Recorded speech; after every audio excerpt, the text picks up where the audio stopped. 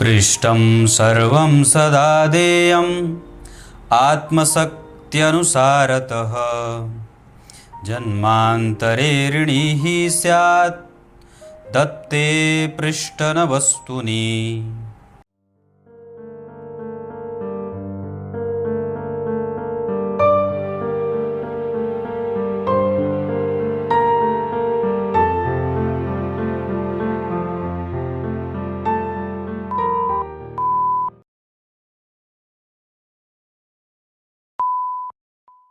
प्रिय दर्शकों नमस्कार, एक बार फिर से उपस्थित हूं आप सबके सामने रविवार के कार्यक्रम में।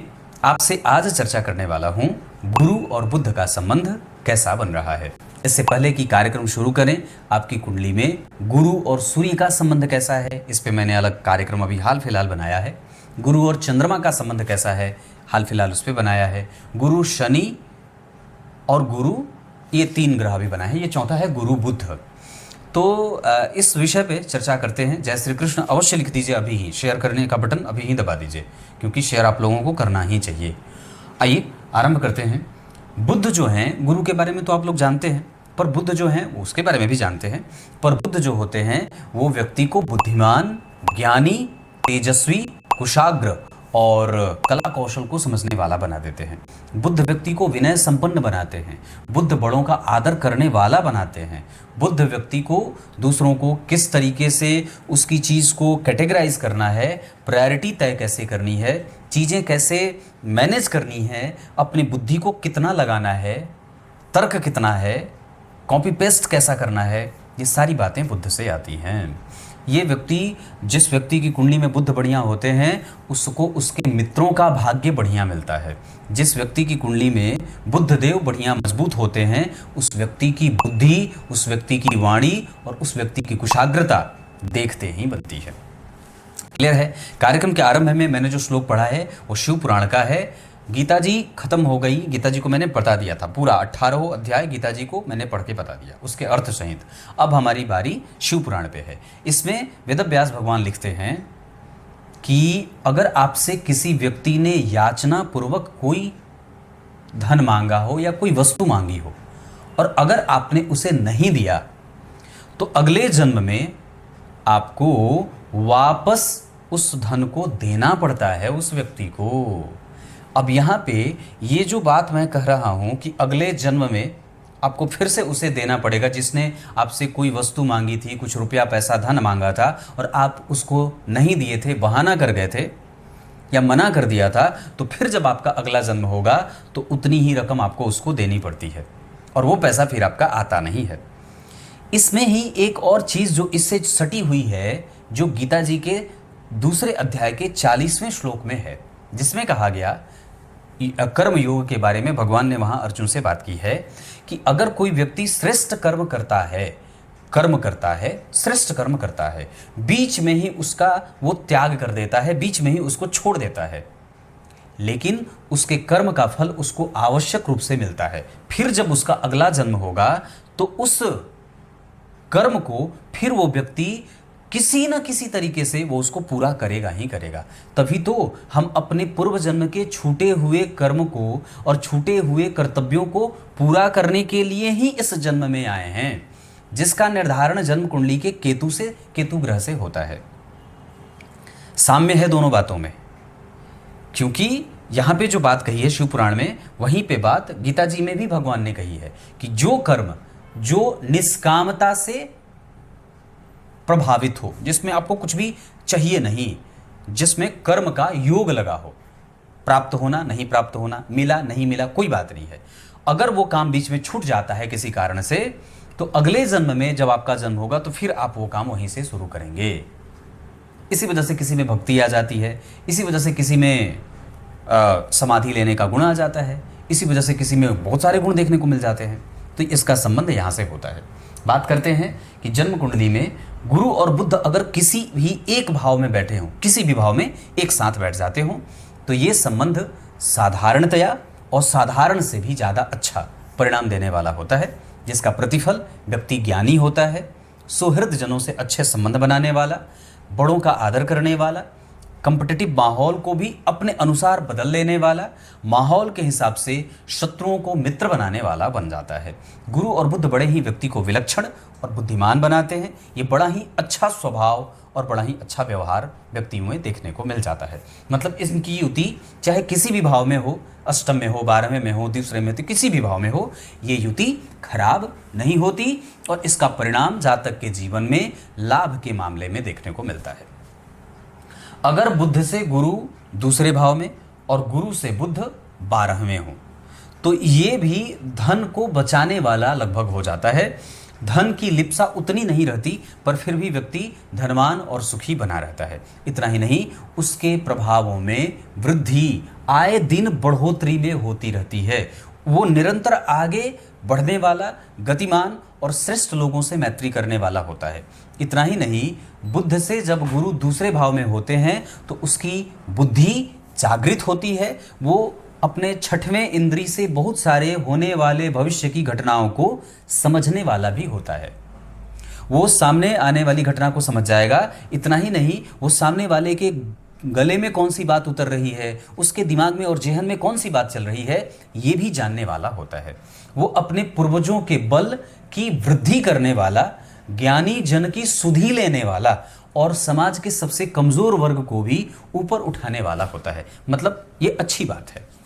वहीं बुध से गुरु अगर तीसरे भाव में होते हैं तो ये सामान्यतया इसके अशुभ परिणाम देखने को मिलते हैं। यहाँ व्यक्ति का कम्युनिकेशन, यहाँ व्यक्ति की मेहनत, यहाँ व्यक्ति का भाग्य, यहाँ व्यक्ति का सुख, यहाँ व्यक्ति का चरित्र, यहाँ व्यक्ति का व्यवहार अकुशलता को प्राप्त करने वाला होता है। मतलब हमें इन बातों पे विचार करना होगा जब हमारी कुंडली में बुध से तीसरे भाव में गुरुदेव बैठे हों। तो हमें अपने दिनचर्या को, हमें अपने बड़ों के आदर को, हमें उनके सम्मान देने की स्थिति को, इन सभी बातों पे अपने आप को मौलिक बनाना है, मूल बनाना है, दार्शनिक बनाना है और गंभीर बनाना है। मतलब ये सामान्यतः ठीक उतना नहीं होता। बुध से गुरु का चौथे भाव में जाना ये बहुत अच्छा है। और इतना ही नहीं, बुध से गुरु का चौथे और बुध से गुरु का 10वें या गुरु से बुध का चौथे, ये बहुत ही अनुकूल, श्रेष्ठ और सर्वांगीण परिणाम देने वाली स्थिति हो जाती है। यहां में बुध से गुरु के चौथे भाव में जाने का प्रतिफल किसी भी ग्रंथ में इसको खराब नहीं कहा गया है। यहां व्यक्ति धनवान होता है, सुखी होता है, गतिमान होता है। 34वें वर्ष के बाद, उससे पहले भी कई बार 28वें वर्ष के आयु में वो लखपति तो कम से कम हो ही जाता है। वो किसी के ऊपर आश्रित नहीं रहना चाहता है। वो सदैव अपने धन पे उसका ध्यान केंद्रित होता है। वो लालची नहीं होता, दीर्घायु होता है, श्रेष्ठ लोगों से मैत्री करने वाला, अच्छे लोगों की संगति करने के साथ अपने व्यय पे बहुत ही संतुलित निर्धारण करने वाला, संतुलन मतलब बनाने वाला होता है। बुध से गुरु 5वें भाव में ये भी बहुत अनुकूल परिणाम देते हैं। यहां व्यक्ति में धर्म है, जागृति है, समाज सेवा है, कृपणता नहीं है, कठोरता नहीं है, निर्दयता नहीं है, दयालुता है और साथ ही साथ सबको साथ लेकर के चलने का भाव है। पैतृक संपत्ति का सुख है, व्यवहार का सुख है, रिसर्च का सुख है, विदेश गमन, बाहरी सेवा, विदेशी कंपनी, बाहरी कारोबार, संतान उत्कृष्ट होती है, उनके साथ मैत्री अच्छी होती है, संतति से सुख भी बहुत बढ़िया मिलता है। मतलब अगर आपकी कुंडली में बुध से पंचम भाव में गुरु बैठे हैं तो ये बहुत अच्छा है। जैसे कि बुध से चौथे घर में गुरु, बुध से 10वें घर में गुरु। यहां पे भी वही बात कहूंगा कि बुध से 5वें घर में गुरु का श्रेष्ठ परिणाम नौकरी, व्यापार, लाभ, संतान, दाम्पत्य, परिवार, सुख सौख्य, रिकॉग्निशन, विद्या, बुद्धि, विवेक आदि में मिलता है। मतलब व्यक्ति अच्छे बुद्धि का है, अच्छे लोगों की मैत्री करेगा, कभी किसी को सताएगा नहीं, दुख नहीं प्राप्त करना चाहता है, न तो किसी को देना चाहता है, बहुत ज्यादा लिप्त नहीं है संसार में, बहुत ज्यादा प्रेम में लिप्त नहीं है, बहुत ज्यादा पत्नी में घुसा हुआ नहीं है। तो ऐसी चीजें बुध से गुरु पंचम भाव में देते हैं। वैसे ही बुध से 6वें घर के गुरु तो अच्छे होते हैं, नौकरी देते हैं, प्रतियोगिता में सफलता देते हैं, समस्याओं को समझने की ताकत देते हैं, मित्र को शत्रु, शत्रु को मित्र बनाने की कला देते हैं, बैलेंस करना बहुत अच्छा सिखाते हैं, धन को समायोजित करना सिखाते हैं, ऋण से मुक्ति में सहयोगी हो जाते हैं, बड़े छोटे भाई बहनों का सुख मिल जाता है, किस तरीके से चीज़ों को मैनेज करना है ये व्यक्ति को बड़ा ही कुशाग्रता से आती है। लेकिन बुध से गुरु 8वें भाव में ना रोगी बना देते हैं। रुग्णता रहती है, व्यवहारिकता नहीं रहती, अकर्मण्यता रहती है, कठोरता रहती है, जिद होता है, अनादर करता है, असम्मान की स्थिति को प्राप्त करता है, सदैव डिग्रेडेशन में रहता है, मेहनत लगातार करता रहे पर परिणाम कमजोर मिले। यहां पे दाम्पत्य का सुख, ससुराल का सुख, बड़े का सुख, छोटों का सुख, भाग्य का सुख, लाभ का सुख, ये सब सब सब सब आपका रिसर्च वगैरह सब थोड़ा थोड़ा प्रभावित होता है। लेकिन एक चीज होगी, अगर बुध से गुरु 8वें भाव में अपनी राशि में बैठे हैं तब ये नेगेटिव परिणाम पॉजिटिविटी में बदल जाएगा और फिर आपको ये जितने भी मैंने नकारात्मक प्रभाव बताए हैं उसका कुछ न कुछ संतुलित होकर के भाग्य के मामले में, रिसर्च के मामले में, एजुकेशन के मामले में, विदेशी प्रवास के मामले में, दाम्पत्य के मामले में, ससुराल के मामले में, सुख के मामले में, एनर्जी के मामले में, रिसर्च के मामले में, थीसिस पेपर लिखने के मामले में, आपके बड़ों के सम्मान और उनके लाभ और उनके सुख के मामले में फिर अच्छा हो जाएगा। वहीं बुध से गुरु अगर 7वें प्रतियोग में बैठे हों आमने सामने तो ये व्यक्ति को विलक्षण बनाते हैं, कुशाग्र बनाते हैं, आदर करने वाला, गतिमान रहने वाला, अच्छे लोगों को मैत्री करने वाला, अपने धन को सही जगह पे खर्च करने वाला, बड़े छोटे भाई बहन का सुख प्राप्त करने वाला, दाम्पत्य में पत्नी पढ़ने पढ़ाने वाली, नौकरी करने वाली मिल जाए। इतना ही नहीं, बुध से 7वें व्यक्ति की कुशाग्रता देखते बनती है। वो सबसे ज्यादा इसमें फायदा ये होता है कि हाथ से गया हुआ ऑर्डर अपनी वाणी के कौशल से, अपने प्रभाव से, अपने क्षेत्र के प्रभाव से वो उसको वापस पुनर्प्राप्त कर लेता है। यहां व्यक्ति का धन, व्यक्ति की बुद्धि, व्यक्ति का जो प्रभाव है, उसका जो कौशल है वो देखने लायक बनता है। 8वें भाव में मैंने चर्चा की है, अपने भाव में होंगे, अपनी राशि में होंगे तो अच्छा होगा। अगर वो मित्र की राशि में नहीं है, शत्रु की राशि में है, पापकर्त्री में है, भीषण पापकर्त्री में है, कष्ट में है, अस्त हैं, नीच के हैं, मृतप्राय हैं, तो ये फिर आपको जो मैंने बातें बताई थी उनका नुकसान होता है। बुध से गुरु, यहां मैंने पंचम भाव के बारे में भी कहा, नवम भाव के बारे में भी कहा, विलक्षण है, धन धान्य सुखी, भाग्य, धर्म, दान, पूजा पाठ, मंत्र जप, ब्राह्मण की सेवा, सामाजिकता, दार्शनिकता, माता पिता का सुख।